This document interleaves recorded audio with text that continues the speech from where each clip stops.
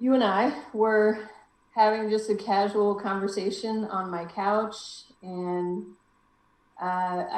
we were just talking. So I asked you if I could borrow your tape recorder or your video camera because I wanted to do the man on the street and interview people about addiction, what they thought it was, and just kind of get people's temperature on that. And then you started talking about your goals and what you wanted to accomplish as far as interviewing people about ways of healing. And, from that little interaction there, we just started talking and realizing that we both had goals that overlapped one another and realized that we could together probably accomplish those goals. Healing States 365 because it's 365 days a year. So you want to work your practice 365 days a year. Once we got the name, she and I sat in her house with these huge Post-it notes, wrote stuff out and stuck it on the walls, and kind of tried to figure out some themes. Jennifer was very much wanting to work with addiction and addiction recovery. We need a blooper. Put that down. We need a blooper.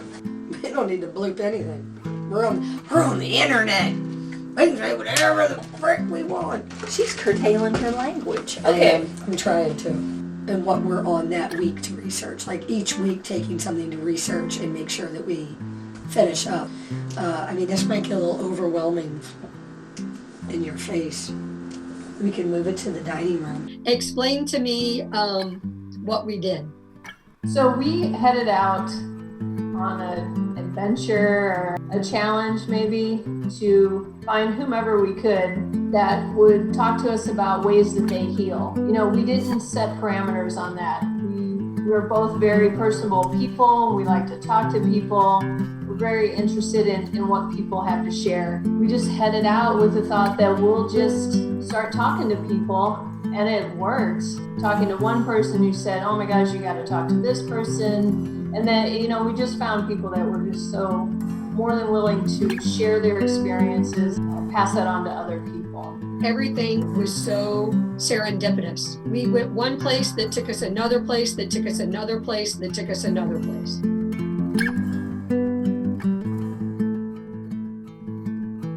Well, the first thing I think of, and I may not get this quote right, but Ram Dass had something really great. It's not like you're going back to the state you were in. It's that you're moving closer to God. And that's what healing is. And I think that's so beautiful because we're obviously, we're going to get sick and we're going to die. And things happen along the road. And really hard things happen along the road. Yeah. And that I feel that anything can be reconciled with. That's not to say that it's easy, but that our work is to, there's a quality of atonement, at-one-ment, becoming intimate with whatever that wound is the process of moving closer to God. So it's not like the body may necessarily be fixed. It's that the identification that we had with our prior selves or with the body or with the wound is shed in favor of a deeper connection. For me, healing is a lifestyle. How healing happens through this device, no one really knows. No one can really explain it. Plasma is quantum. It removes anything that's foreign to your body and restores your divine natural blueprint. That, to me, is true healing. In reference to healing, those aspects I think are in common with modern therapeutic tradition, also other religions, things like that. And so those are extremely important, but they're included within the Buddhist tradition. But traditional Buddhism actually didn't talk that much about. They had a whole system of medicine. There's a whole system of medicine within Tibetan Buddhism. So there is a system of outer healing. But as far as inner healing, the word healing, I think, is a way to, in a modern context, we're using that word. But so aside from what I said earlier, it's also a healing from a Buddhist perspective. Now I'm going to go into more ultimate healing. Is really working with our own fixation and how we relate to ourselves and other people and other phenomena that we encounter. And it's working with that fixation in a way to come to true health or true balance with that. Because ultimately what's going on is due to our habits. So I previously talked about certain habits where it might be an emotional disturbance, or it might be a disturbance of thought that's creating pain for ourselves, or it's creating a behavior that's not constructive, that's not helping ourselves or others. Yeah. So we meditate in order to work with those, but ultimately what we're trying to untie is the very fixation to what we think we are and what we think that is. In addition to being a clinical social worker, I also have, for almost 20 years, been studying shamanism. And what is that? Shamanism is an approach, a spiritual approach to handling and integrating our life experiences and healing. It is based on the belief that we are all connected. True health comes in having a balance of mind, body, and spirit. When something happens, it disrupts the pattern and the flow. And true health is not just resolving the problem, but taking a look at some of the spiritual and some of the deeper issues that are around the trauma.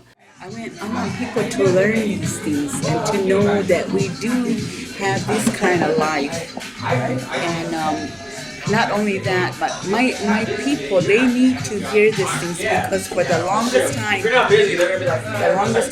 were told they could not ask a medicine person questions. We just did what had to be done. But for me, I want them to know. It breaks my heart that we've lost so much because of technology, because of everything else that has come in. We were a spiritual tribe. And as a spiritual tribe, we would get up in the morning and we would pray and we would thank Creator Ika. We call him Ika. We refer to him as Ika. He's our God. And we would ask for blessings, and we would ask him to be a part of our day. Thank him for our life for the day and for helping us make it through the darkness. It was spiritual, and we asked him to be a part of everything that was going to happen that day. But nowadays, we've forgotten that.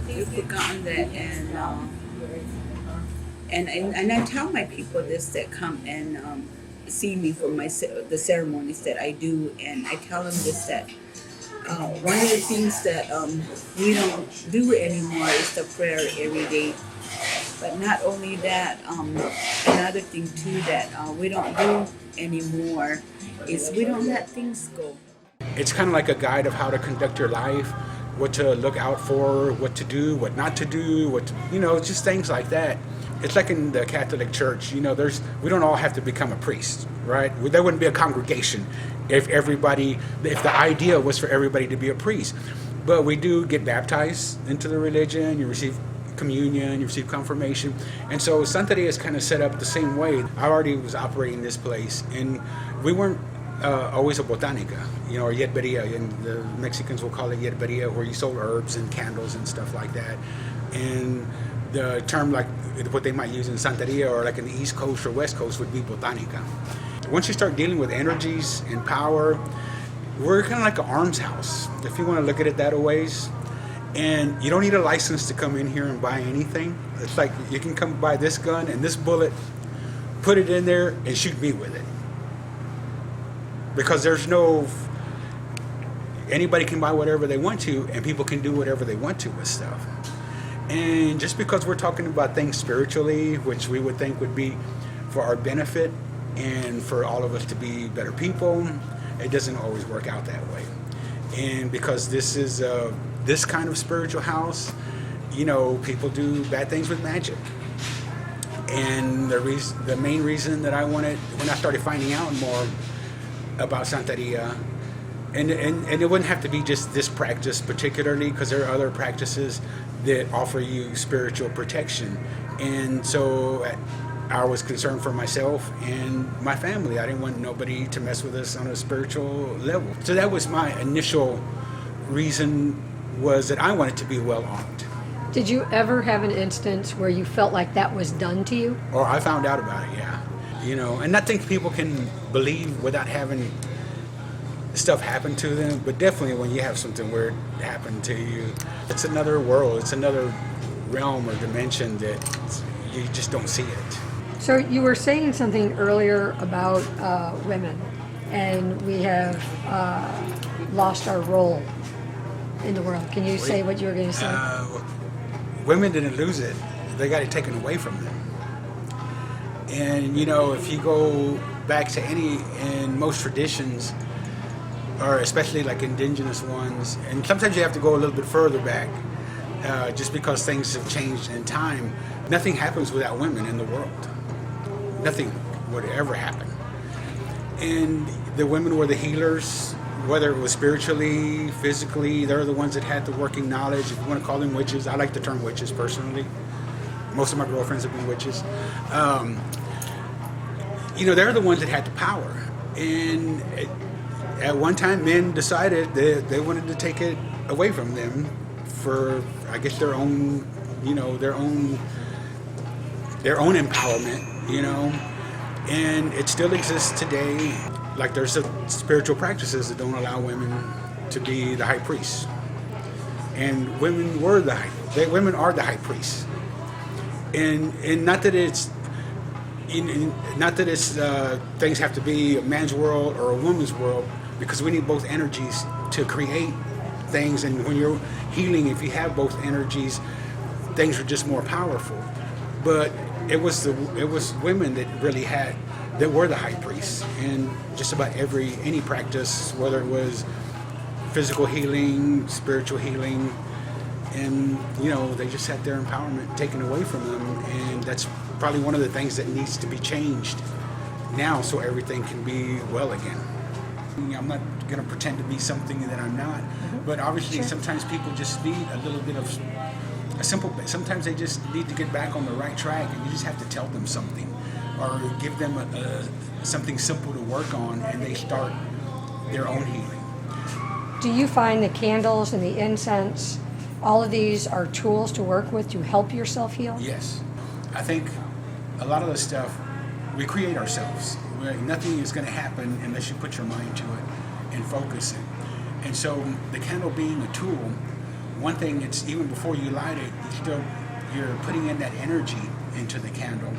But once it's lit, every time you see that candle, and even if it's just a candle that's going to burn for 2 or 3 hours, it's going to remind you of what it is that you're working on. So again, you're focusing that thought and energy into what it is that you're trying to manifest.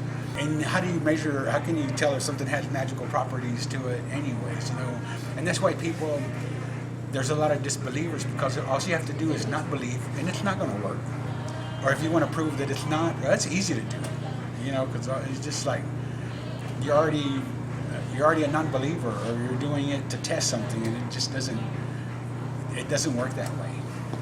The primary difference between shamanism and traditional Western religions is that shamanism is something that happens as an individual is in charge of their spiritual experience, as opposed to going through a priest or a minister.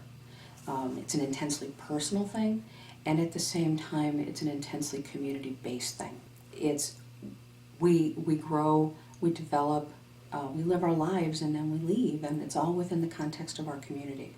When I have people in my practice that are struggling with, I'm spiritual, but I'm not religious, what we talk about is the difference and purpose between spirituality and religion. That spirituality is your own personal belief. Religion is a practice of that belief. In order for a good many people to practice, they have to practice within a community of people who have common beliefs, who have common rituals, who have common patterns, and that becomes the church. That kind of helps them understand that church can be very important, one way or another. We are not isolated, and we can't function in isolation. Some people do very well, but for the most part, we are a communal organism, and we mark our progress through life through our contacts with other people. Sally, what do you do for a living? I'm a mambo, which means that I'm a high priestess in the Vodou religion. And in addition to that, or within that title, I own a shop called the Island of Salvation Botanica, and I'm a painter and a writer, and I have put together with others the New Orleans Healing Center. Our mission is to bring healing at an individual and community level to the surrounding neighborhoods. It was established not too long after Katrina, and I think more than anything, the people who were very hands-on in getting this place started knew that the individual well-being of the people that lived around here had to be tied in with the community redevelopment that was going to happen, and that people had been damaged emotionally and psychologically, and physically, and spiritually, and they were very, very let down and very, very damaged after that time. So it was really an attempt to try to address a lot of those concerns. Since then, the community has changed quite a lot. It's a very different place now from what it was just a few years ago. And our place in that is constantly changing as well. But our mission is ultimately to be a place where people can come to address the healing that they need on a physical, emotional, spiritual, financial, very sustainable levels, and use that in their everyday life to not only take care of themselves, but empower themselves to be active community members and work on the community as well. So the main, I guess, qualifications for being an organization here in the Healing Center are that you will contribute to healing and individual empowerment in the community on some level. We're really fairly open to what direction they take in doing that, which is why we have such a variety of businesses in here. But also what we're doing is creating a space of like-minded people. So it's not like we have, a big corporate branch over here and, little corner stores down here. We have a whole different range of services, and they're all working towards the same kind of common goal. The New Orleans Healing Center project was created by neighbors in the neighborhood in a post-Katrina world, where they started meeting and talking about how they wanted to rebuild the neighborhood. It's been an underserved neighborhood for a long time for many different reasons. There's a lot of history in New Orleans, as you might imagine. And, a lot of political history? Some of it's political, some of it's racial, a lot of it has to do with economy, obviously. It's more about poverty than anything else, as it is the story everywhere. Ignoring and blight, and we don't need to fix that. And so there are a lot of properties that have been neglected for many, many, many years. And so it's kind of funny when you go by, it's like, well, was that a casualty of the storms, or is it something else? And so a lot of it has been blighted for a long time. Nobody ever did anything about it. So that's one of the issues. You also don't want to go straight into gentrification. One of the goals of the Healing Center was to revitalize this neighborhood. So of course, once people start coming back and more small businesses start cropping up and things start happening, then you get the attention of people who have more money, who want to take advantage of the situation and make more money. And I'm not against people making money. That's not the thing. But to where only a select few can live there, then what was the point? We did talk about that, absolutely. And we were not here to do that. We created a sustainability model for healthy communities and said, in order for a community to be healthy, you have to have all of these factors represented, and they have to be represented well enough that they're sustainable, functional, viable, so the community continues to survive and thrive. Ultimately, it depends on whether or not the people are going to support the businesses. So we want our business to support and help this community get to the healthiest state that it can in as many ways as possible. What is your practice? My practice is called Asian Bodywork Therapy. And what is that?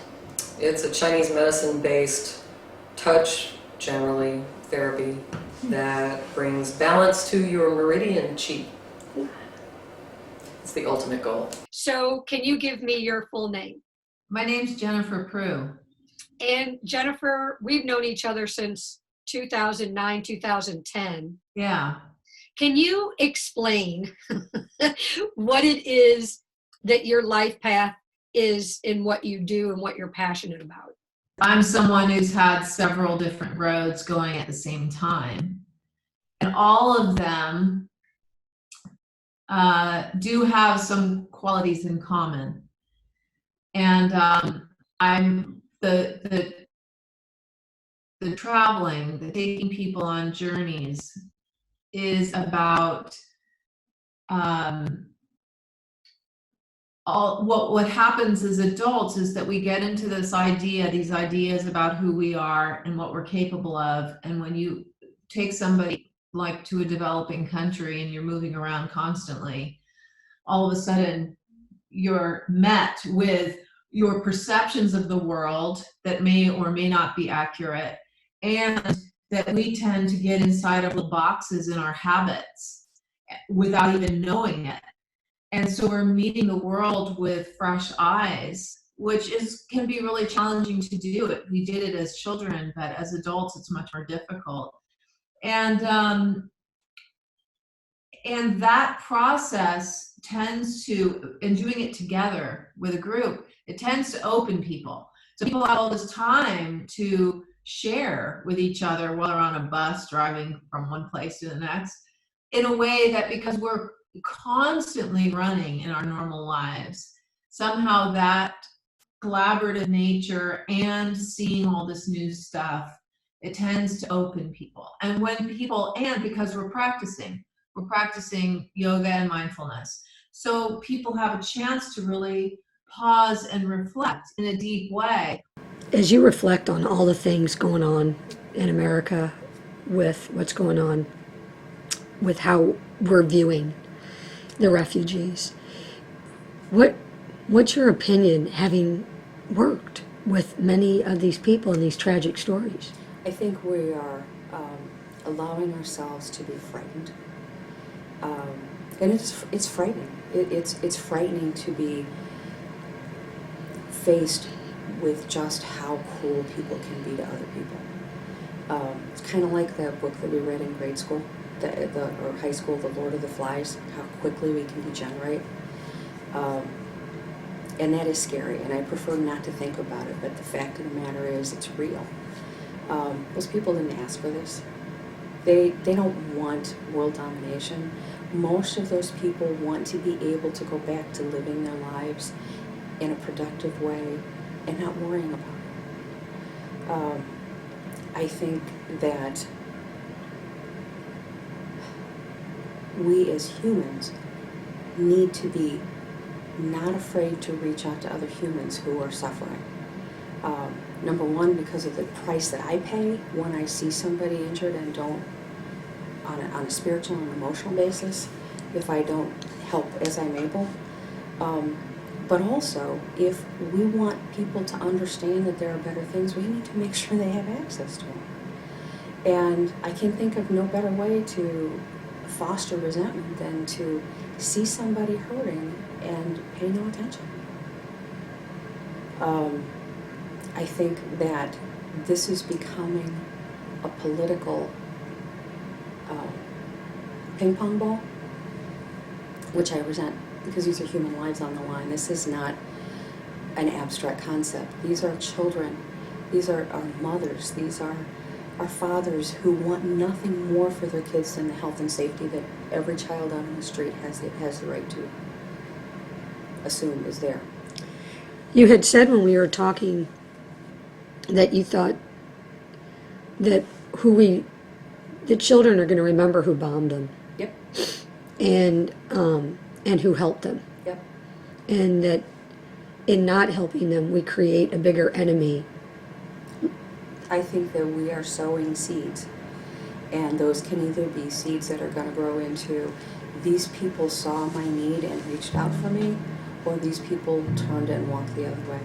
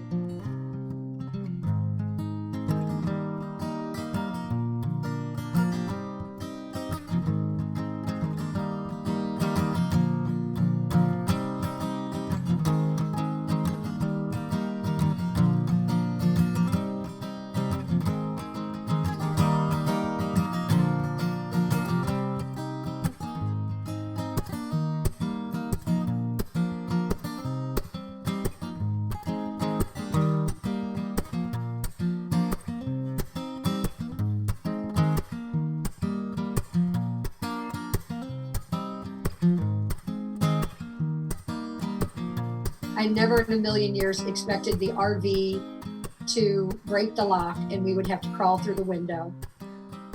No, wait a minute. Is this on your documentary? Yes. Okay, there you go. Of course. Of course.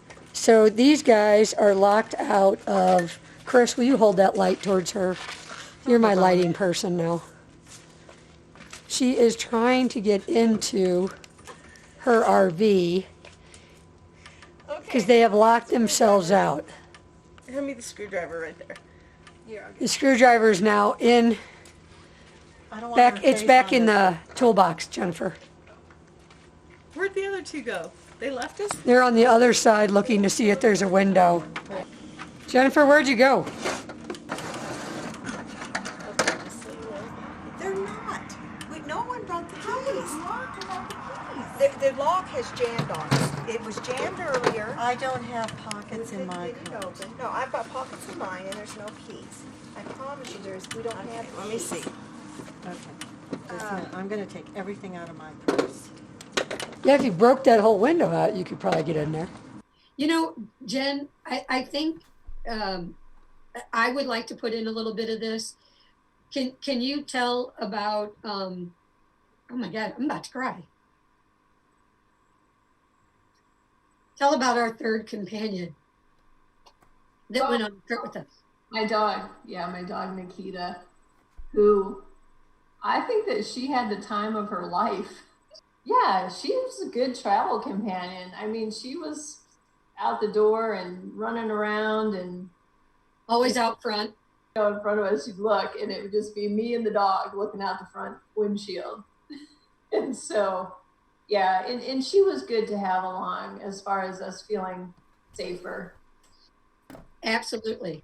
Absolutely. And I think it was healing for her because she played in the water, she played in the sand. So how did you all run into the animal communicator? Oh my God. Right? We were at a restaurant eating with the dog. Yeah, the dog was with us. It was a pet friendly, so Nikita was on the back patio with us. I work with animals, and my motto is, let me be the voice of your animal. What I like to do is talk to people. My goal is to try to help people have better connections with their animals so that there's better interactions. And it can be something very simple. Sometimes people come and they want to know what's going on with the animal, or we're thinking about getting a second one. How does the first one feel about it? Sometimes it can be more painful questions where the animal's having problems. It could be health issues.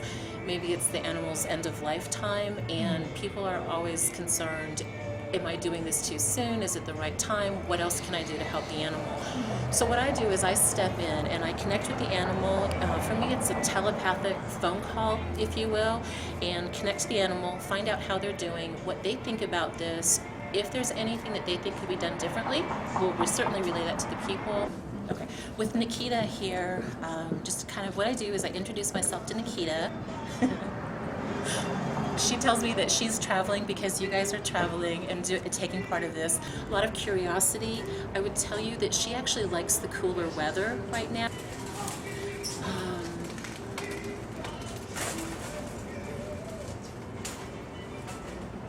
When I ask her age, she tells me that she thinks she's maybe 6 years old. I actually think that that's more of an old soul, 6 years old. I don't think she's 6. I think she's a little bit younger. But she's got a lot of good memories that she pulls in from past that she has also been able to incorporate into this life and to work on things here. She tells me she feels like her job has changed. Sorry, the bus, okay. She tells me that she thinks her job has changed. I think very recently she's been asked to be maybe more of a service animal, that she's helping to do some guiding and she's helping to do some focus work with you in what you're doing in your activities. She says it's very interesting to her. Before she started doing this, she feels like she was more of a companion animal and didn't really have to do things, but it was like she was there, she hung out with the family, it was relaxed time, but now she says that like this focus is more exciting for her. She feels like she actually gets to use more of her skills, and a lot of curiosity on her part for this. I was asking her to tell me some of her favorite things that she likes to do. I see a yellow ducky, like a a rubber ducky of some sort, or like a toy, squeaky toy type thing. I just bought her one. She loves it. She's having a good time. That's become a favorite toy right now. That is hilarious.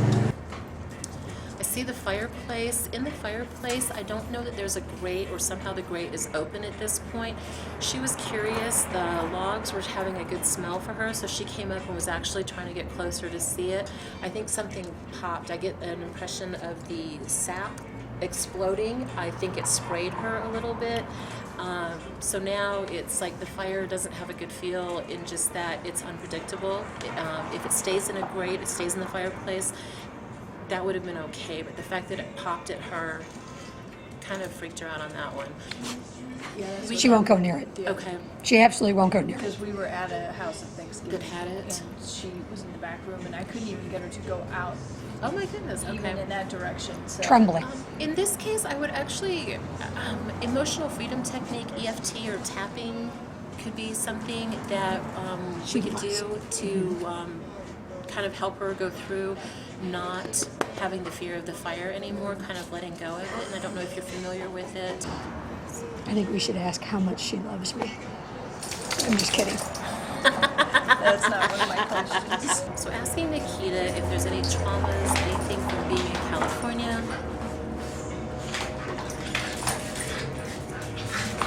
Did she have a brother dog, or was there a male companion dog? Okay. Yes. I don't know if you can tell her. I'm so sorry. I should have taken her with when I put it down. And I know that somebody told me afterwards, and I so would have taken her so that she could have said goodbye too, because then she looked for her. What was his name? Smokey. Smokey, okay. She misses him. Part of it, the hard part with animals that are crossing, sometimes you can take them with you, but it doesn't always work that way. You know, you're in the, what can we do to help Smokey at this point? You know, trying to get care for him. At home, you know that she's safe and she's not going to have to deal with things.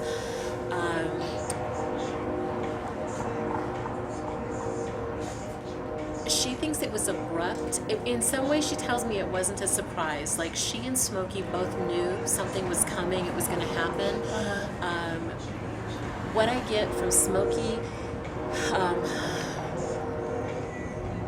it almost, I would say, congestive heart failure in a way. It feels really heavy in the chest. It's like the lungs don't want to breathe more on one side than the other, but it's like more the side with the heart. I feel like everything got really heavy. I think it was a surprise in some ways. There may have been signs his health was going down. What I get from his spirit is that there was nothing that could have been done different. Anything that would have been tried could have been done. Smokey is saying it would have been very invasive. He doesn't feel like he wanted to go through that. It would have been harder physically to deal with, harder mentally and emotionally. She's saying that part of her loss in this is that she wanted him to fight more and he didn't want to. So she's actually a little bit upset with him that he didn't fight for his life in that case. I would tell you though that his spirit is still with you. It still comes around. She can still talk to him in the spirit form. So there is still definite information sharing going on. She's saying that he thinks the work you're doing now is very exciting, very interesting. I also don't think you're done with him. I suspect that there's going to be a time you may be presented with an opportunity to have him back in a different form. So if you were open or if you were willing, you may see him again. I don't feel like he was done with you. She's still kind of like, well, he was the one dog that she would tolerate in physical form. Yes, he was like the only dog. They were Definitely vice versa, that he tolerated her. Karen's question is she from this planet? Okay, so she wants to know. Is that the planet question? Yeah. I found her people in Thailand.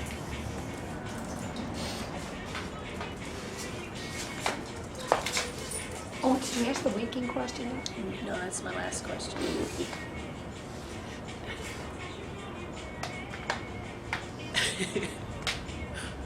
When I ask her about like another planet, like has she coming,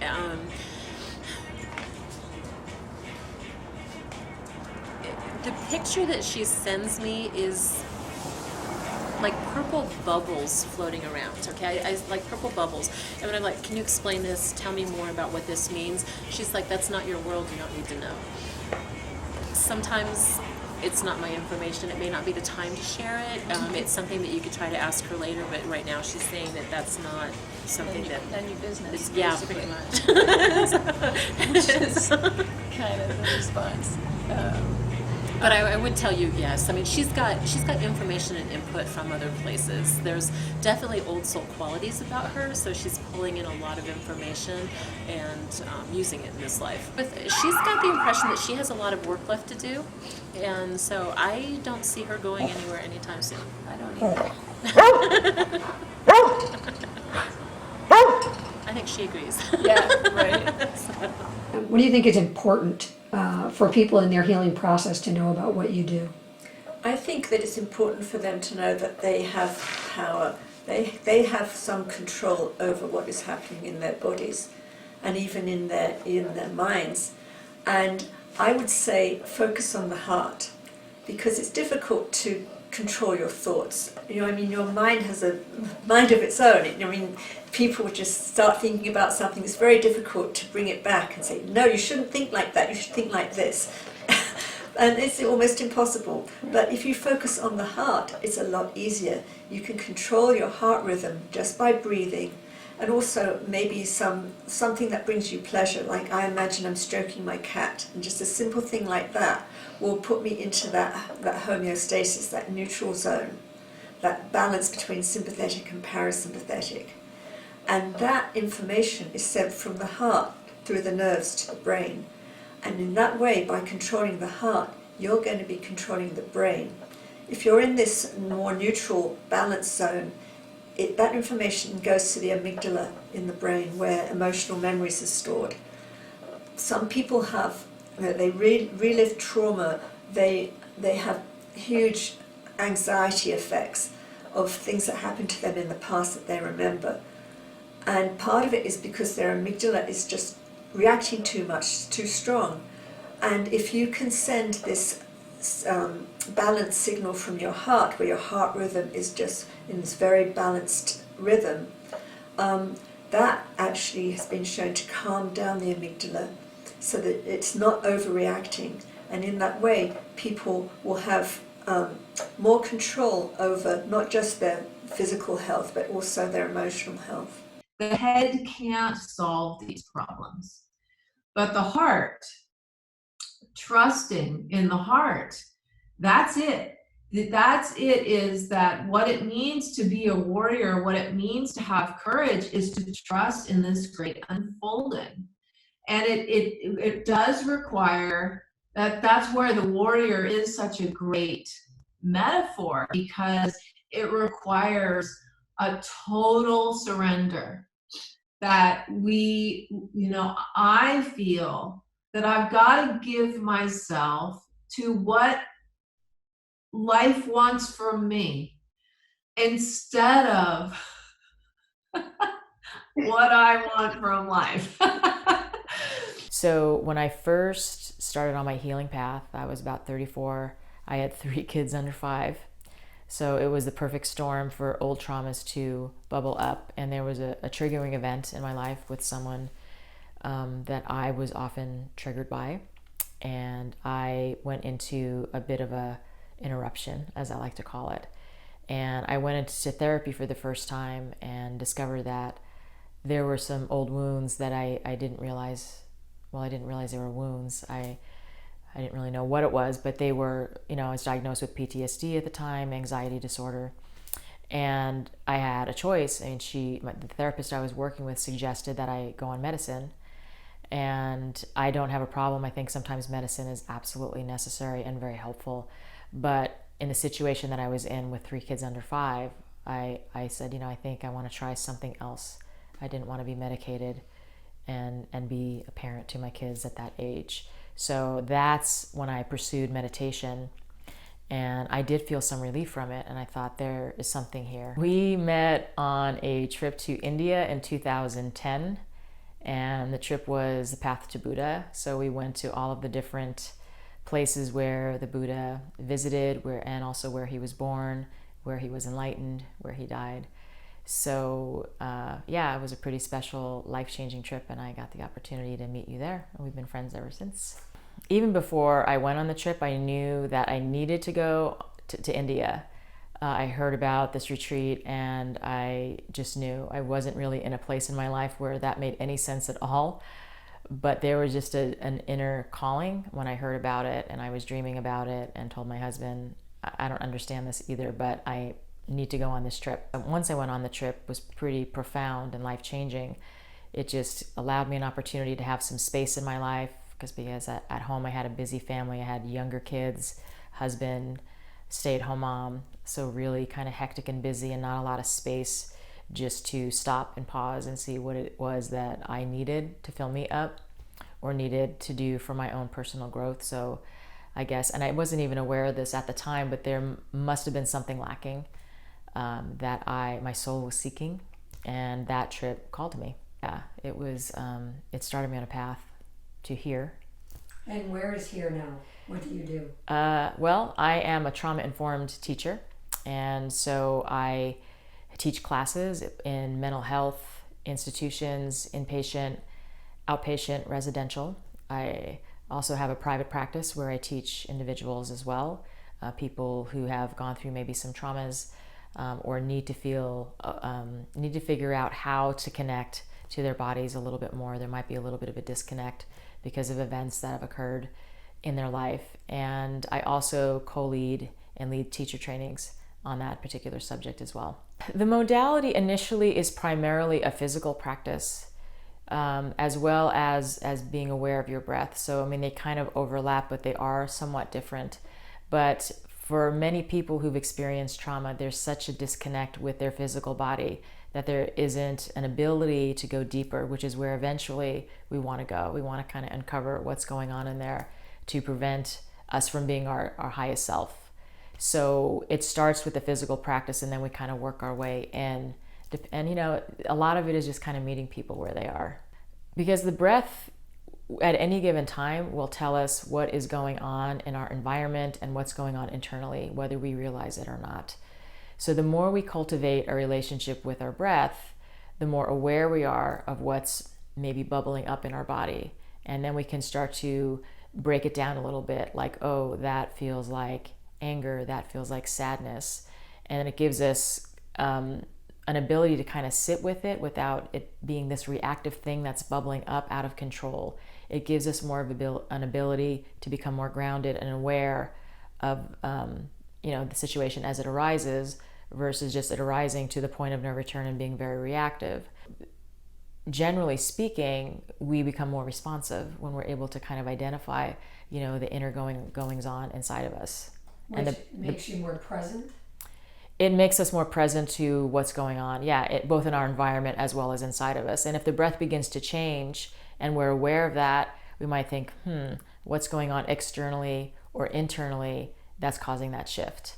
So I started with meditation about 19 years ago. So about 19 years ago, I had a little interruption, and I was pretty active at the time. So the physical practice didn't really resonate with me as much as meditation did. So I actually started meditation about 19 years ago, went to a workshop, and thought I was on to something. Somatic therapy, somatic experiencing, sensorimotor therapy, whatever you're going to go in that route, is more of this bottom-up approach. It's a left brain approach that doesn't have to get involved with all this, it's a right brain approach, doesn't get involved with all this left brain thinking and, over-analyzing and figuring it out.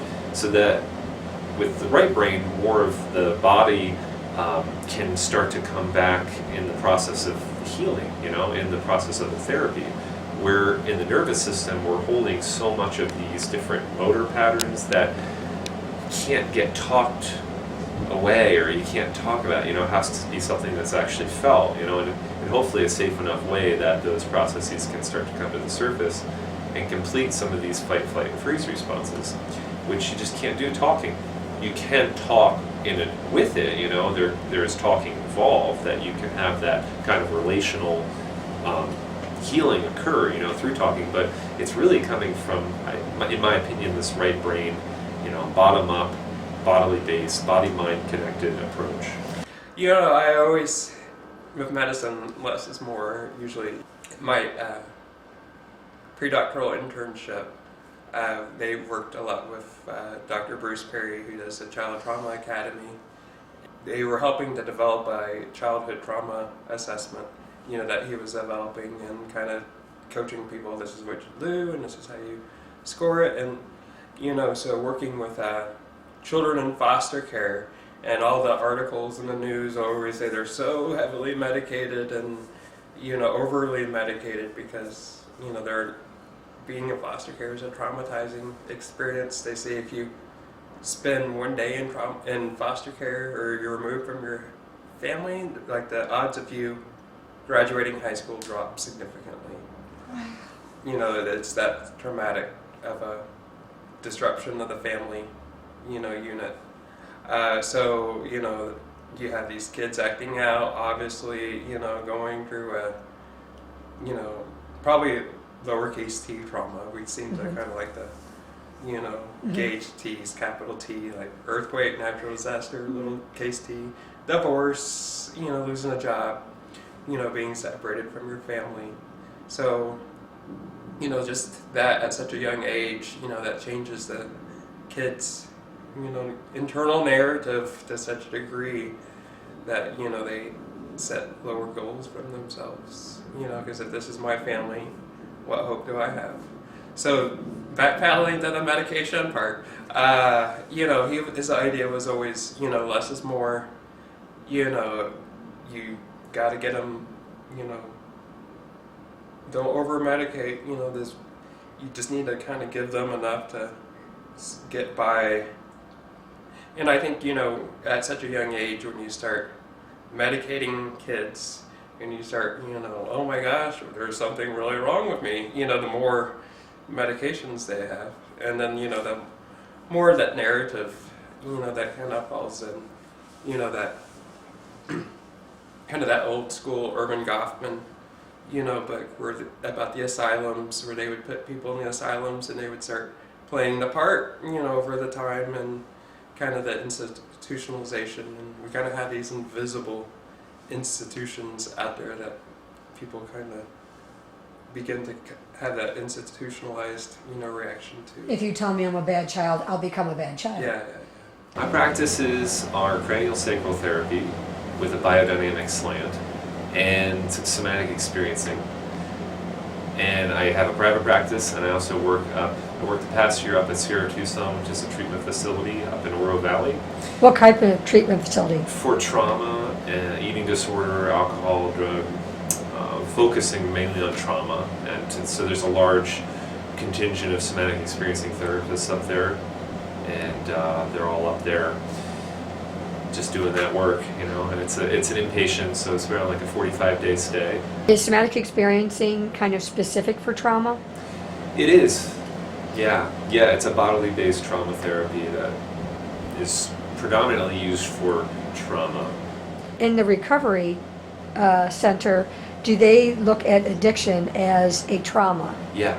Can you speak to that a little bit? Yeah, they do. They'll have these programs and tracks where they'll treat addiction and alcohol and eating disorder, and they'll really know from their experience that it is all stemming from some form of trauma or another, so that the people that are there are getting treated for trauma, and also there's addiction, so they're really integrating all those modalities together. But having more of that trauma, for being more trauma informed, they start to bring that into their treatment plans more. So my name's Jennifer, and I am, like Cindy said, I'm a registered nurse, wellness coach, and I do addiction education. And until 7 years ago, or as of 7 years ago, I'm a recovering alcoholic and addict as well. When I got sober, I couldn't figure out what was wrong with me, why I couldn't stop drinking or doing drugs. So I went to treatment, and there I learned that I had a disease called addiction. So you might think, what does that mean? What does addiction mean? So I Googled it, right?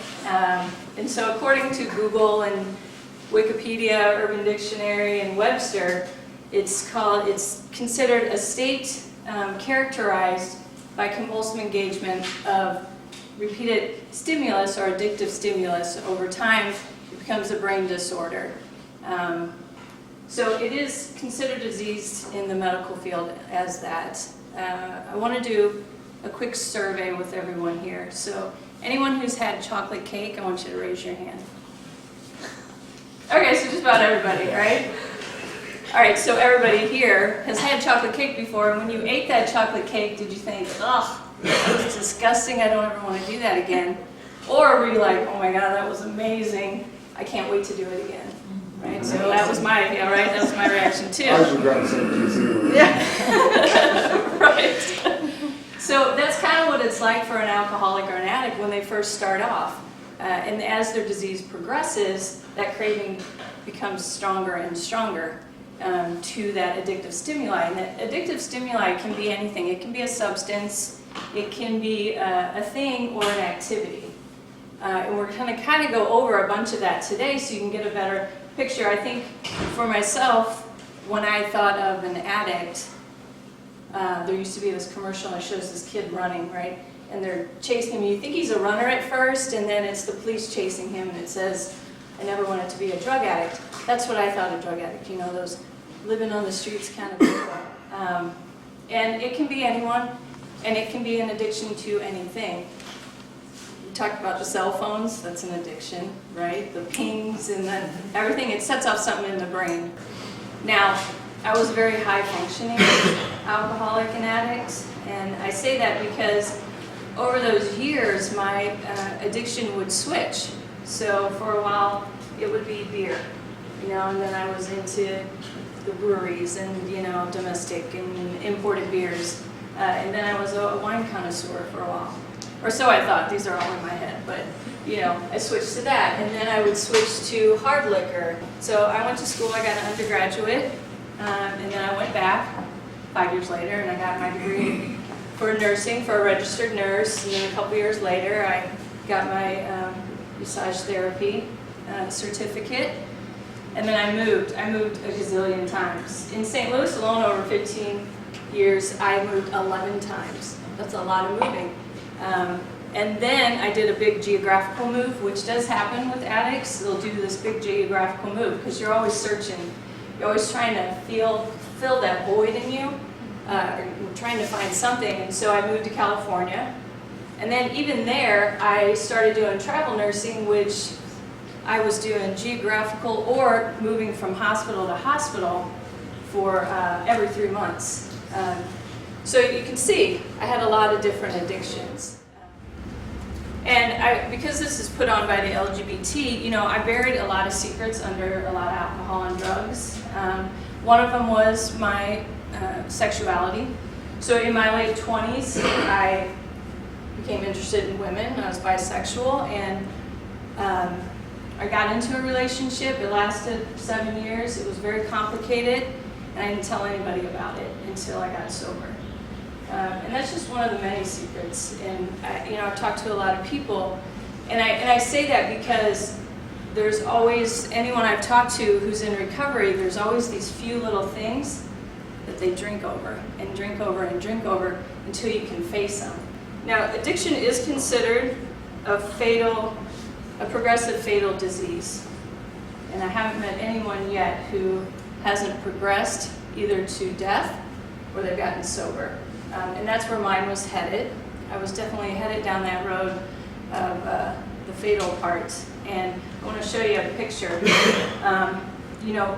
I did pretty well for 28 years. Like I said, I was pretty high functioning. And then last two, but really the last year, things really went downhill. I think addiction has phases, and I was in kind of just all of a sudden, and I don't know why or when, there's really no rhyme or reason to it. I just took a turn down to that that final stage where I was a successful ER nurse. Living in St. Louis, I hung out with doctors and nurses and paramedics and firefighters. I'm in California, it's 2008, and I am homeless, I'm penniless, and just really quite sickly. And I'm going to show you a picture. It's kind of disturbing, but this is what happens when we're unable to get sober. Oh my gosh. Right, so I look at that picture and I think, wow, definitely not what I intended, but this is where I ended up. This is where my disease took me. You know, it took me that far. You know, the thing was, I couldn't stop using, couldn't stop drinking. I didn't know why, and it really didn't matter about the consequences. I just kept doing it and not understanding what was happening with me. I was in California, I'm homeless. I'm telling myself, you know, I finally, it was Thanksgiving Day, 2008, and I had just a moment of clarity where I didn't have any money, so I didn't have any more drugs left, and I didn't have any alcohol, but I just had this moment of clarity, and I remember I was just crying, I was so upset, and I kept thinking, I just need someone to come save me. I just kept repeating that, and finally I was like, just get up and save yourself, right? And so, as addicts do, 2 weeks later I made a phone call. And that was to Karen, who will be here a little bit later, a good friend of mine. And I called her, I told her, listen, this is what's going on with me, and I need some help. Luckily, her idea of help and my idea of help are totally different. And honestly, 2 days later, they were in LA. So my two brothers, my brother-in-law, and Karen came to get 100-pound me. What happened is they came and got me and brought me back to St. Louis, and I went into treatment. And when I got into treatment, a lot of things happened for me. First, I learned that I had this disease of addiction, which was a relief because I didn't know why, especially being a nurse. In nursing school, I went to one AA meeting, and in that meeting, I took notes because I had to do a paper on it. So I really, you know, there's minimal education there on addiction. So I learned that. I learned that when I ingest alcohol or drugs, it processes differently in my body and in my brain than other people. I learned that once I started, I wasn't able to stop. And it didn't matter like how much I wanted to stop, it didn't matter what the consequences, and certainly it didn't matter about my health. I just couldn't stop. I also learned about AA and the 12-step program, which has been, you know, it's done a lot for me. First of all, it helped me to stop drinking and told me why, but it gave me better coping skills, right? Because my old coping skills became, because I did start at such a young age, it became something happened in my life, I drink or I get high. You know, that was kind of, like I said earlier, it didn't matter why. So I had to learn some new coping skills. And one of the things that AA does, and there's Dr. Kevin McCauley talks about this, is it focuses on the prefrontal cortex, which is where we make all our decisions and our choices. And so the program actually helps to rewire that so that now, I mean, life happens. It's happened to me in sobriety. I've had some tragic things happen. I've lost some friends to this disease, but I never drank over it and I didn't use. So I had different coping skills almost within the first 6 months. Actually, I had a friend pass away after a year of sobriety. And what I did was, I did other things. I called people in the program, and I went to meetings and helped somebody. Service work is a big thing. So it helped me with that, and it made me a better person. It helped me heal from the inside out, and I'm a better person today. I'm a better person to myself, and a better person to my family and friends. Basically a better person to the general public, because when I got sober, I was pissed. I was pissed at myself. I was ashamed of everything I had done. I was angry. People were scared of me, they said, because I was so angry, and I didn't want anyone to talk to me. I didn't want to talk to anybody. And so, it's really just changed everything that I've done, and I don't want to harp on it too much. Oh, hey, no. But it is good, and I think the main thing, though, is to be able to have people that understand addiction. And it is a baffling disease. It's baffling for the person that has it. I think it's even more baffling for people that don't. Because, why would I, looking like that, why would I keep doing it? And it's just, there's something, it is a brain disorder, and so you gotta interject that. I came to basically a fork in the road. And I had to make a decision. Either I was going to go on to the end. And before I got sober, months before that, I kept telling people I was hanging out with, I'm like, I'm going to die from this if I don't stop. So I knew it, and I think a lot of addicts do. And when somebody does die from this disease, it was never their intention. Their intention was probably just to get high. And that's not always the case, but majority of the time. And they just don't know how. So I'm glad you guys are here today to kind of learn a little bit more about it. Just because, anyone can kind of put the bug in your ear. My friend Karen, 6 months early, before I got sober, maybe the year before, was like, you don't have to continue on with this. And she always was there for me.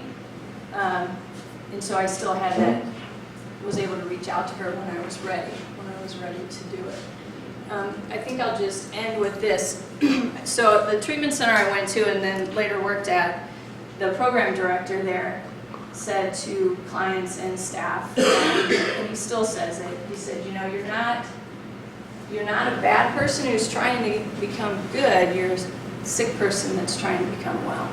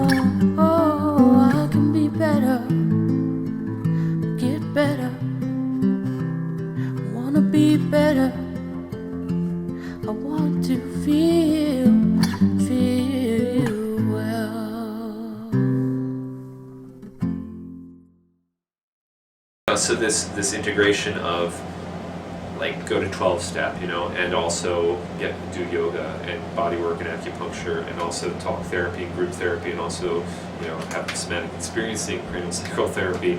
The food is really good, so it's that whole scope, which I think in addiction is lacking.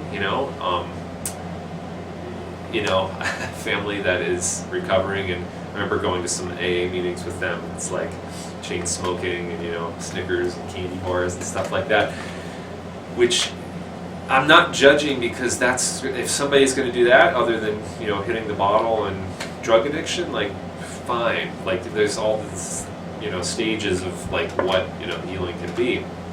I just find that, yeah, in addiction, there is a lack of really incorporating the body, you know, and into the process of the healing.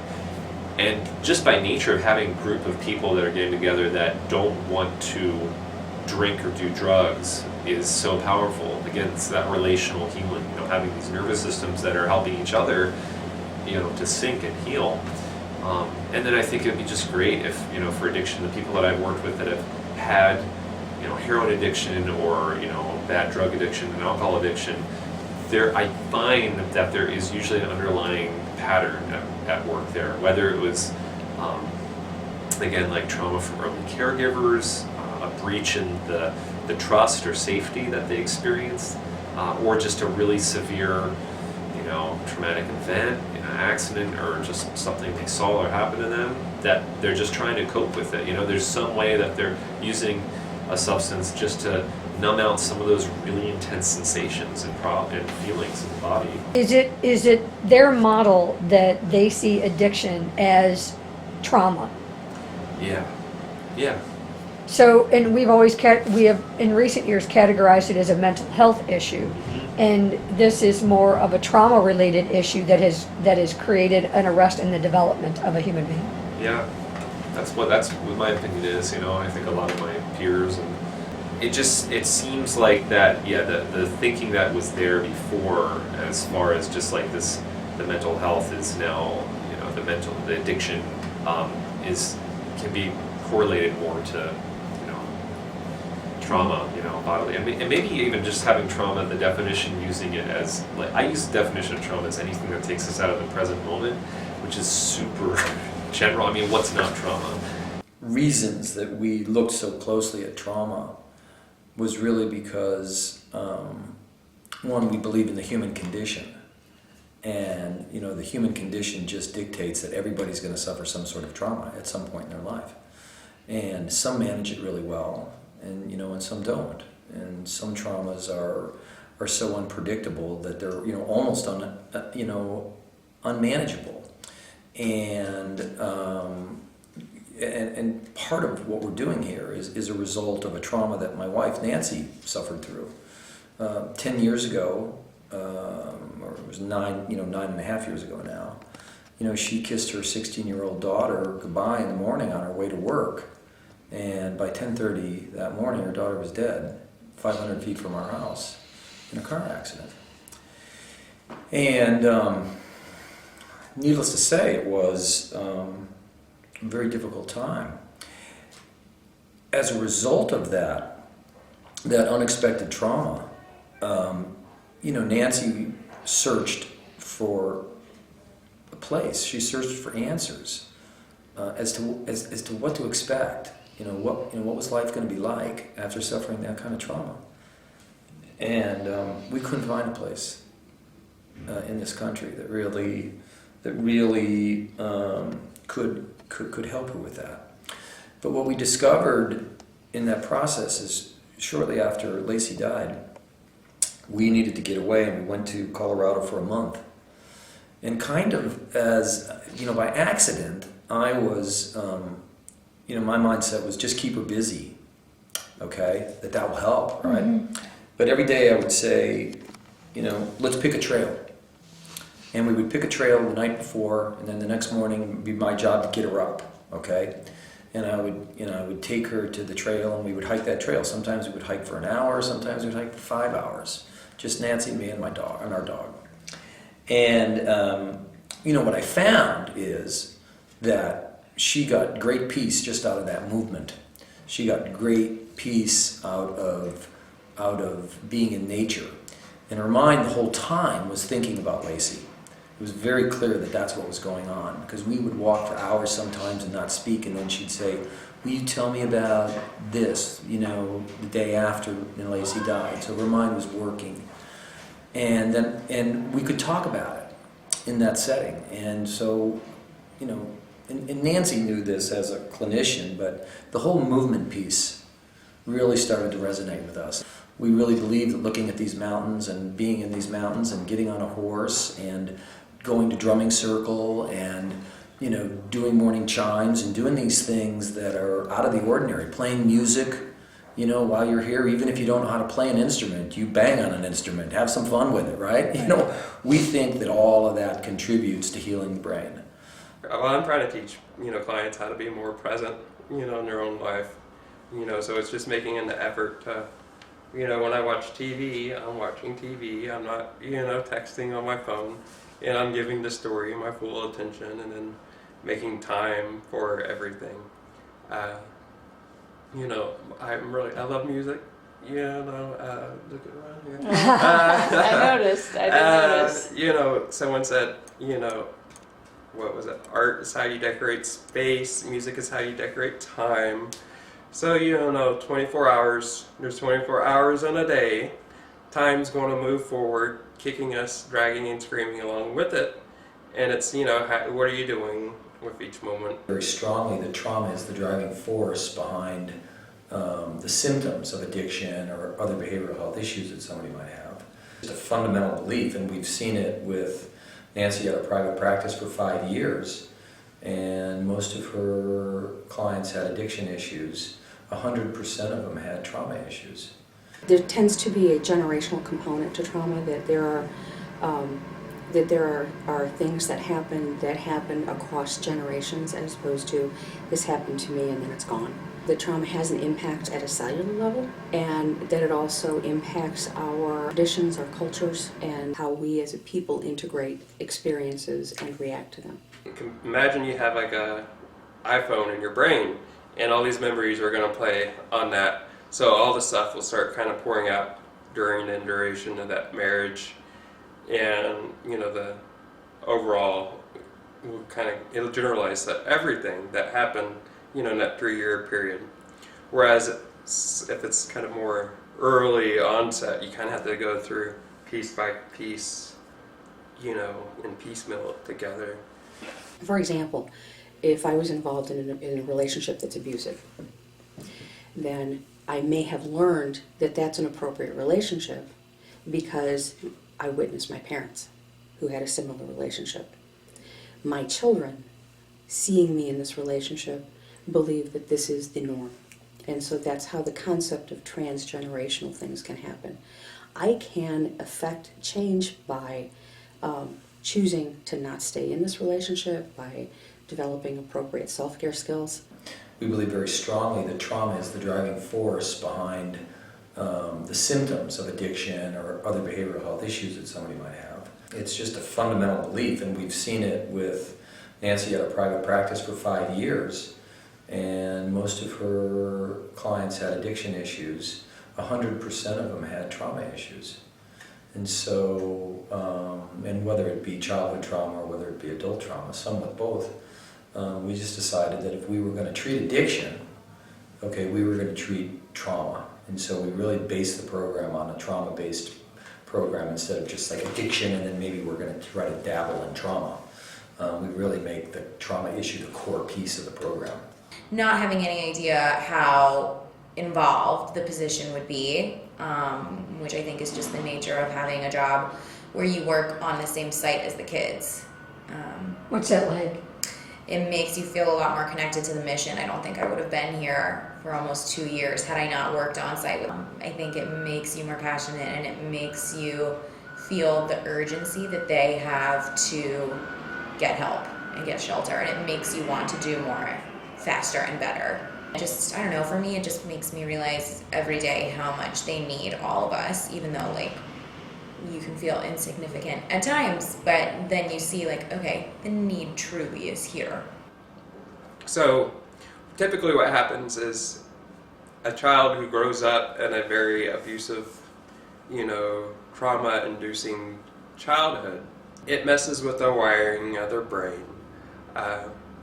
Humans are the only species who have a fundamentally underdeveloped brain, like in the animal kingdom, because, you know, we would kill our mothers if we came out with a fully developed brain.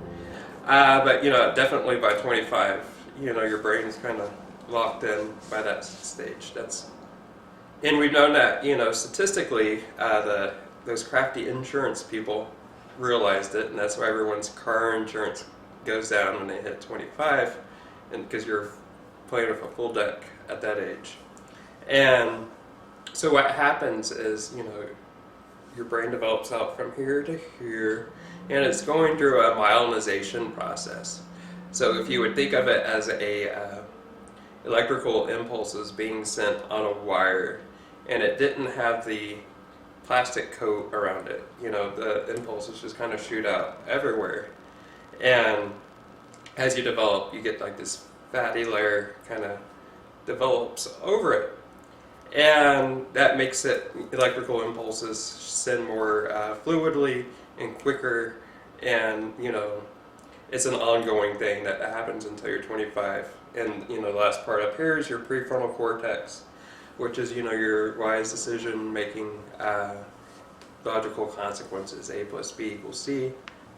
So when I work with children who've gone through a traumatized experience, I refer to this part of your brain, the base of your brain, where the amygdala is, and where the hippocampus is. So your memory brain and your fight or flight response are right next to each other, and they're always playing visions of the past, predicting a future based off what it's seen on the past.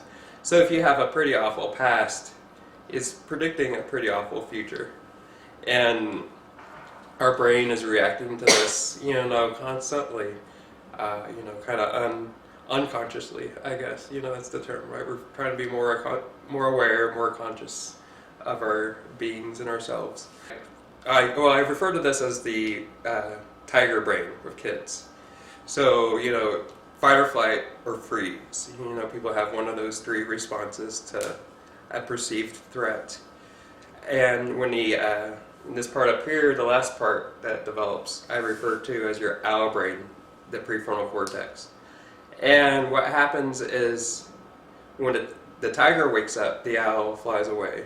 And the owl can't fly back until the tiger goes to sleep.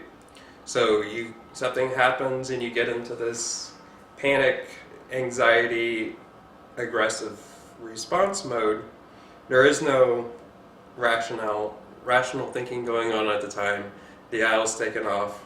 At that point, you're just trying to cool the flames, get them through that moment to kind of calm and collect themselves. And then the owl flies back.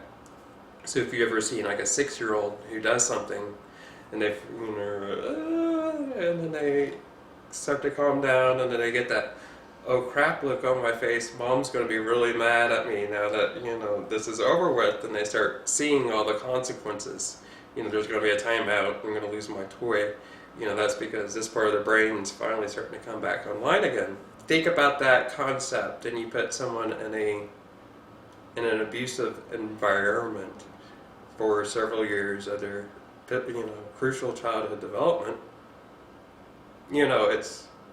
It's adaptive. You need to fight, you need to flight, you need to know when to respond, you need to pick up on cues really quickly when a parent's intoxicated, and this is adaptive. Along our travels with Healing State 365, Jennifer and I met up with a couple. They had an unusual story. After talking to them for some time, the woman wanted her story to be told, but we knew it wasn't safe for her just yet to come out as herself. This is her story. 1 year ago, my world came apart. I was a professional educator and woman in ministry. I had been married for over 30 years, was a mother of 2 adult professionals and a grandmother of 2 beautiful grandchildren. I had attained the highest level of degrees and received Lifetime Achievement Awards. I knew that I had fought to live above inner turmoil that I could never explain. But my faith and strength had helped me live the life of my dreams. I also knew I couldn't do it anymore, but I didn't know why. I woke up with feelings of dread and anxiety every single day, and I was exhausted. I believed in the abundant life that Jesus promised, but I knew I wasn't living it. I should have been. My life was wonderful, but I was miserable. Through a series of obvious God-designed circumstances, I found myself in a therapist's office. Through the use of EMDR therapy, I soon came to the realization that I had lived my life as multiple personalities as a result of attachment issues and subsequent childhood sexual abuse at the age of 3. I fought the truth, but I knew it was true. I had always known it was true. I always thought that therapists would trick me into believing what I knew, if I was honest, was true. I had been abused. The fact that it had fractured me and I was living with a dissociative disorder was nothing I could have ever imagined. But it made so much sense. It explained so much. I approached therapy, like everything in my life, with a vengeance. I catapulted myself through hours and hours of intense therapy. I walked away from my life I could no longer live and clung to my family. My husband, my therapist worked together to care for me. I peeled layer after layer after layer from my tortured soul. I rejected faith and found faith. I processed and then researched. I watched as God placed people, circumstances, and information in my path towards healing. I could not stop because every place I landed was too painful to remain there. I had to believe that I could heal completely. I still believe that, but I'm not there. When I am fully healed and feel safe in sharing without anonymity, I will come forward. But for now, I am using this venue to share the important truths I have learned on my journey. For the good of others, maybe denying the truth that they know is within them. The following is a portion of a letter to my children and closest friends. It was a part of my finding freedom through sharing my story and heart with those I knew who would love and protect me. It is my cry as I tried to build my life out of the ashes. You know, I have some things in my past that I'm working through, and I need to take some time. Why didn't I claim it all on insurance and save us from using up our resources? The answer to that is simple. The church doesn't know what to do about mental health.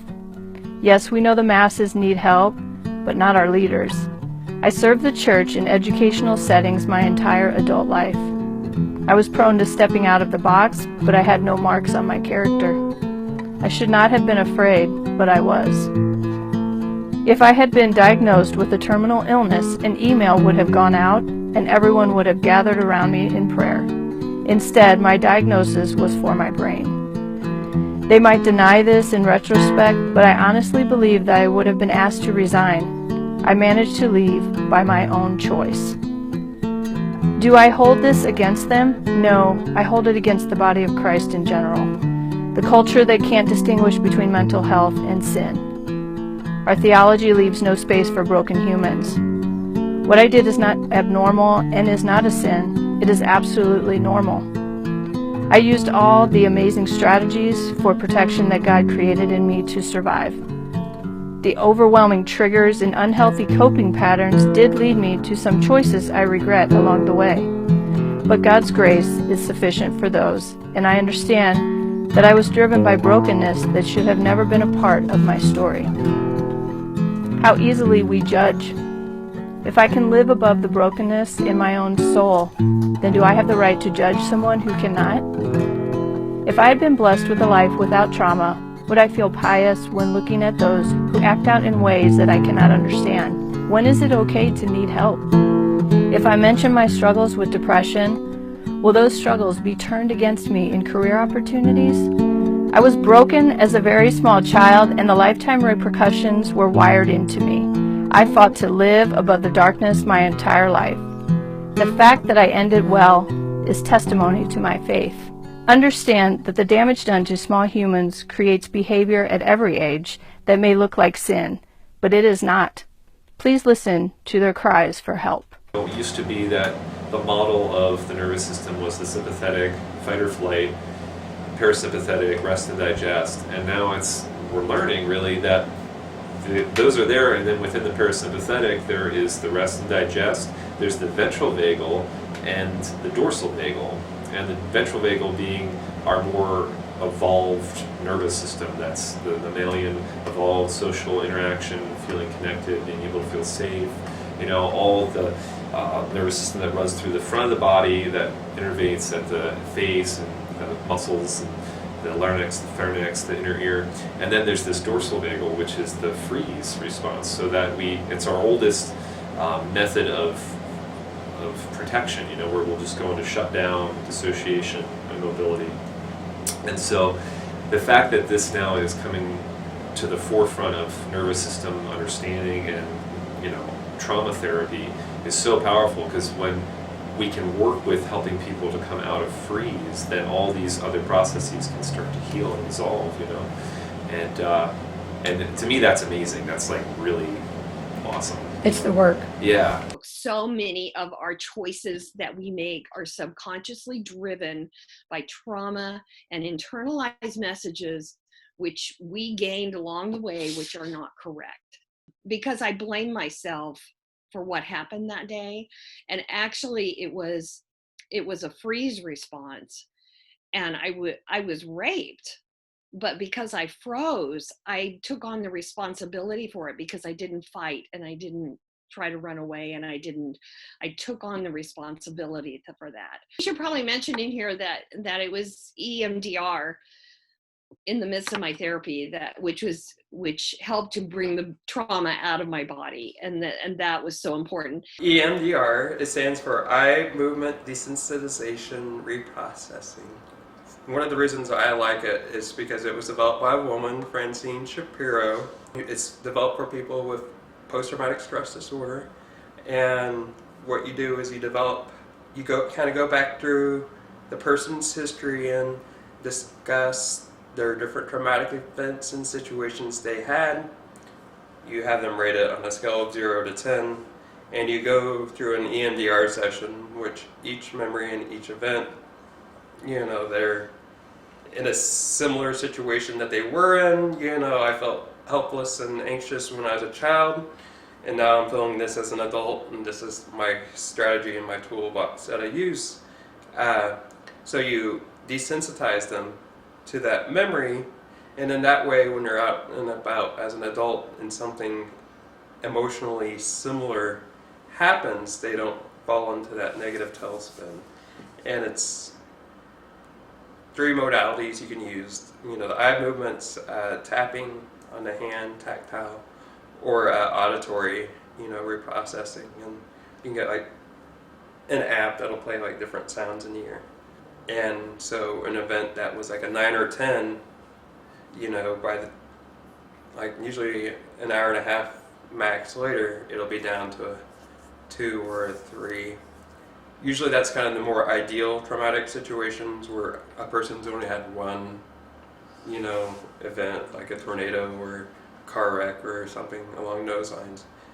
People who've had extensive childhood trauma, sometimes you kind of have to go and give them coping skills to build upon, versus other people who already have coping skills. They don't necessarily need, the coaching before the EMDR takes place. When we start to bring the touch work in and things in craniosacral, these different holds, the body is able to feel safe enough to start to even just let go of tension and holding patterns that are there in the motor processes. And when that starts to happen, they can begin to complete some of these movements that they weren't feeling safe enough to complete, and have somebody there that's actually bearing witness, that's feeling safe in their own body and nervous system, just by being present there. Because these wonderful mirrored neurons, they start to hook up and sync with you, so that they're syncing with you, and then the processes that they're been having trouble figuring out just start to come to the surface, and then you're there to help them notice, for them to track what's happening, just to hold and be that support and allow that healing to happen, because the nervous system's always wanting to heal and complete these patterns, whether it's a day ago, a week ago, or decades ago. The practitioners neural pathways or neurons that are stable. Create a mirror for the person receiving treatment to allow their neurons to connect and understand what that safe feeling might be and to float into that space. Exactamundo. It wouldn't look, in some ways, it wouldn't look a whole lot different from traditional therapy. The way I've tried to do it is I've tried to integrate the spiritual teachings into more traditional kind of talk therapy, meditations, guided imagery. In a purely shamanic sense, if you were looking at healing, then one of the things the shaman would do is look for places that your wholeness is impacted, either by having things that you don't need or not having things that you do need, and then working to restore the balance. DBT stands for Dialectical Behavioral Therapy, and the dialectical part is kind of, learning to hold two different competing ideas in your head. I had a friend in grad school, she did made an assessment on wisdom, and one of the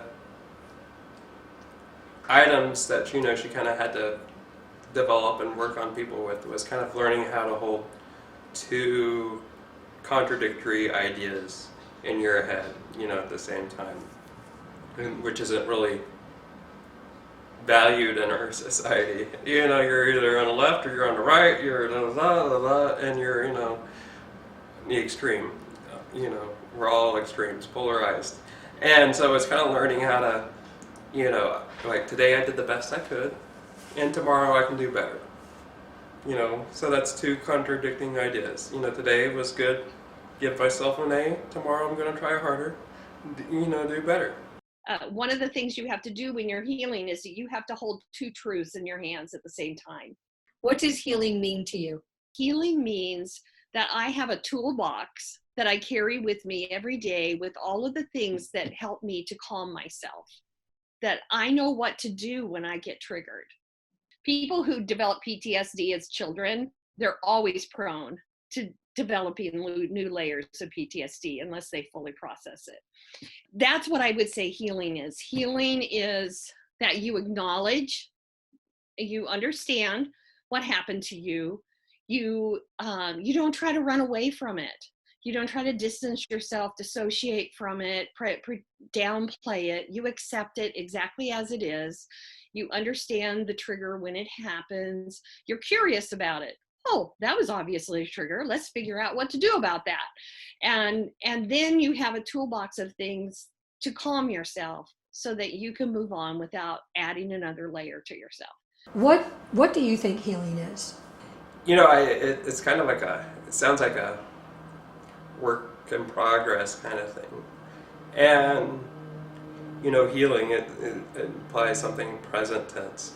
And I think, we all kind of have triggers and, experiences that we've all kind of accumulated over a lifetime.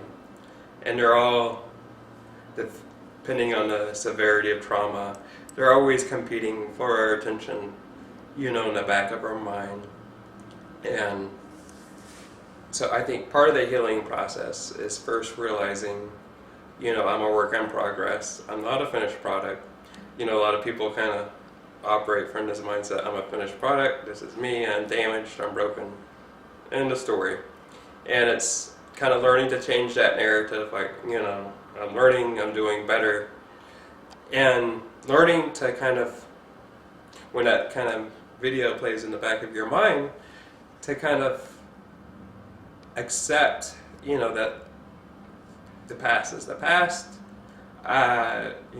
it's not the present, and to kind of use that as motivation to kind of do the uncomfortable thing and seek connection, with other people instead of isolating and withdrawing. So, if your childhood was one where you were told, you're worthless and you're not worth anything, and that's the kind of the story that's always playing on the back of your mind when you're out and about as an adult, to kind of be aware that that's there and to kind of find that internal courage to be vulnerable with another person and, open up with someone and say, this is my story, this is what happened to me. And then oftentimes, people get the feedback, oh man, this is my story, this is what happened to me. And it kind of really breaks that narrative that,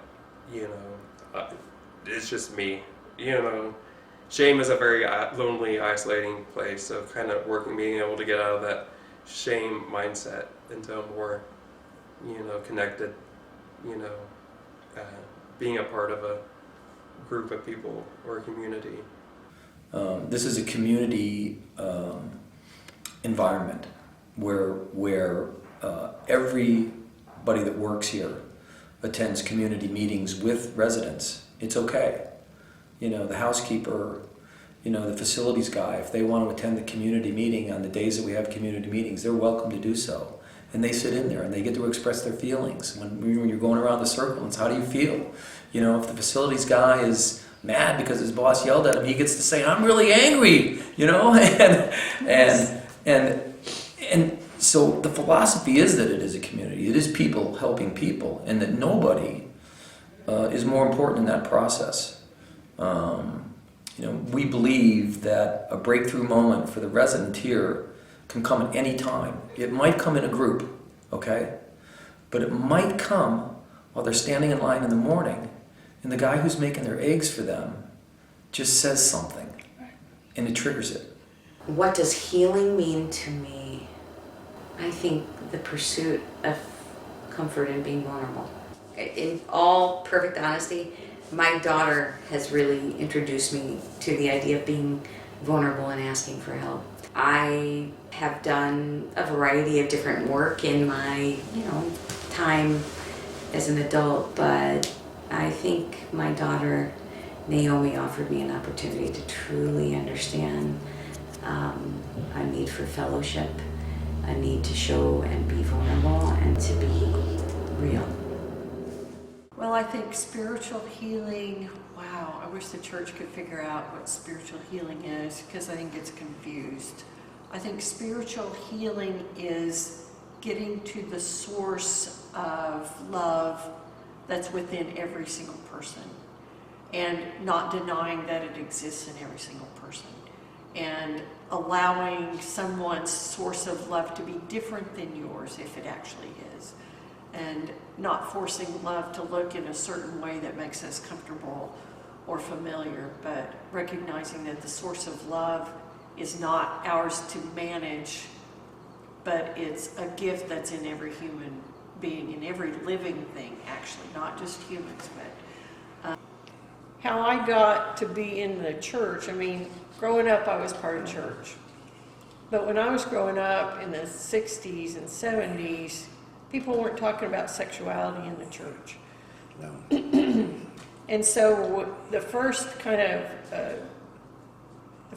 that it kind of hit me was when I was still a layperson. I hadn't responded to a call to ministry, and I got the first phone call about a friend who had AIDS. And I decided I was going to go visit. And I saw the people who decided not to go visit. And then the church started talking mean. And I was like, that's not the church I grew up in. And that, kind of the reality of that was the face of church changed for me. And so I had to make a decision whether I was going to be a part of it and try to change it or separate myself from it. And so anyway, historically, the word homosexuality wasn't used in this book in an English translation until after 1947. And yet people throw it around like Jesus said it, when Jesus didn't say anything about it. So it just doesn't make sense to me that people in the 21st century are still using the book to enforce something that they think is right or something they believe to hurt other people. That's just kind of inconceivable to me. So when we talk about burning negative images, I think the first step for me is to say, I'm sorry. I'm sorry if you've been hurt by somebody who used this book as a weapon. And I'm really sorry if you've been hurt by somebody who is a church member or a family member or a stranger, and they use this book as a weapon. Because that's wrong. That's sin. And I'm really sorry if the church has been so slow to change its mind and its heart. Because that's sin as well. So, if that's part of the spam, that's part of your life, then please burn that tonight. And replace all of those negative words that you heard from the church, from church people, from family members, because it's a lie. And replace it with messages of love and acceptance. Our stories are significant and inform our lives every day. I have always loved the church, even when it damaged me. The dear people who cared for that complicated child, teen, and hurting adult probably saved my life. The lame man's friends took him to where he could get help with great determination to help each other heal and walk. I am so grateful for the people in my life who continue to do this for me every day. Where does one go from here? Where is here? Who am I? Where do I belong? What do I do? I have lived my entire life being what I believed I needed to be. I am so proud of the life I've lived. I am so grateful for all the friends I made on the way.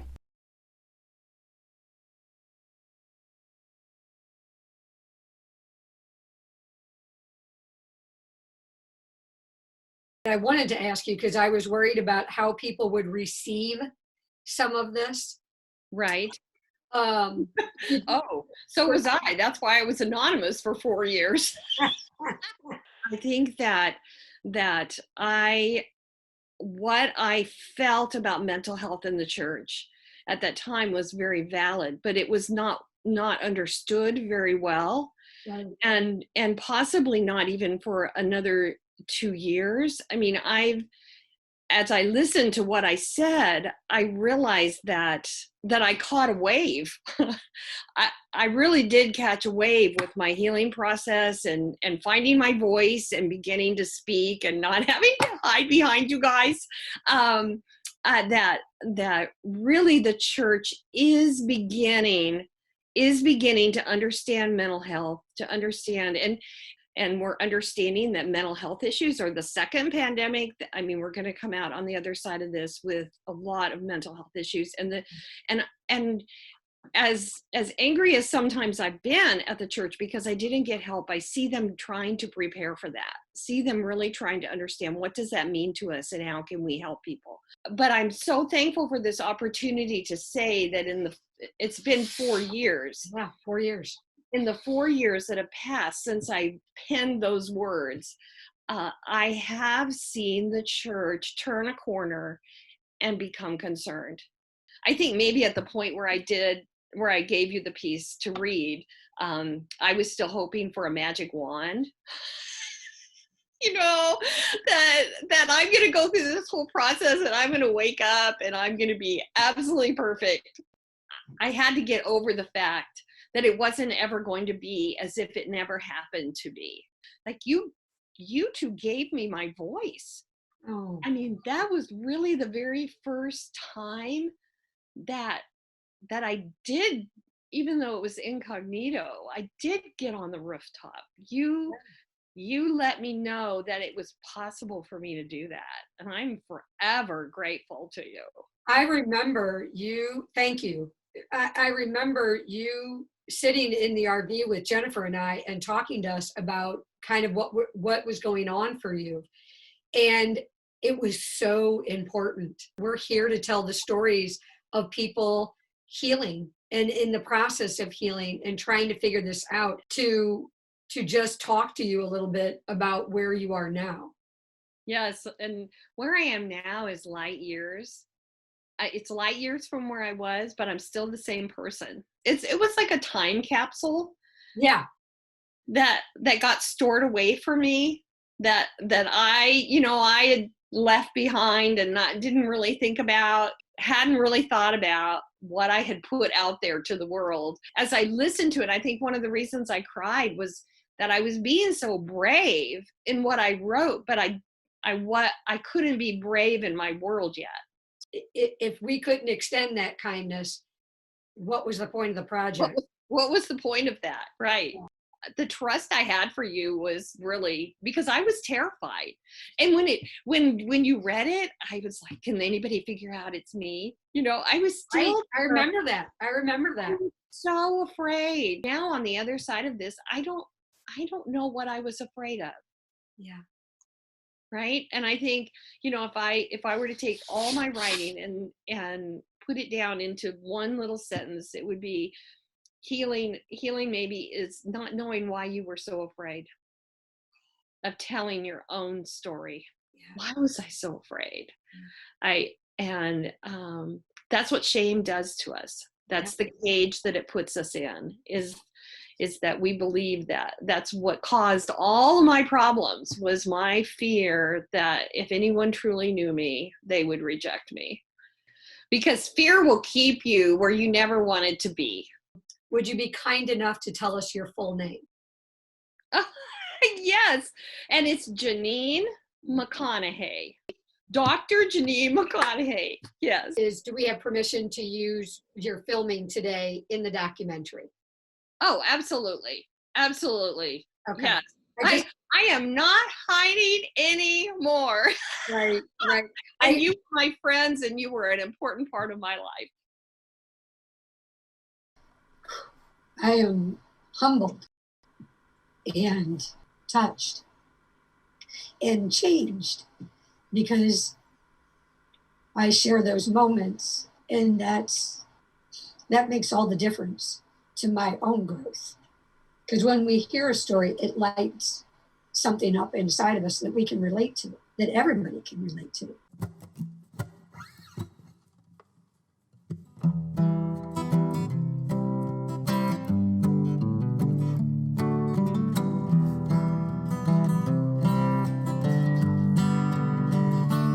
It's the life I lead, yeah, it's the life for me.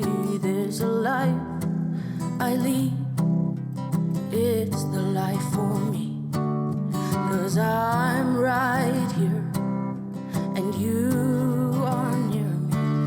We are one, I hear the pace quietly drumming. It's just you and me, standing closely, and you said you see it's a gift, feeling whole. 'Cause I'm right here and you are near me. It's music to my ears, a new song is playing. Today I saw you, 'cause today I heard too. You are green, I am blue, while we watch the rivers drumming. Oh, I love your voice, my dear. It's the war I can't hear. We were living in fear. A symbol was burning, but I'm right here and you are near. It's music to my ear, a new song is playing. I am here, you are there, forever and two. I'm so glad to meet you. So let it out, let it out. I wanna hear everything you have to say. So let it out. The note was long, and in time our eyes they will have grown. So moving on where we belong. It's just you and me, and we are standing closely.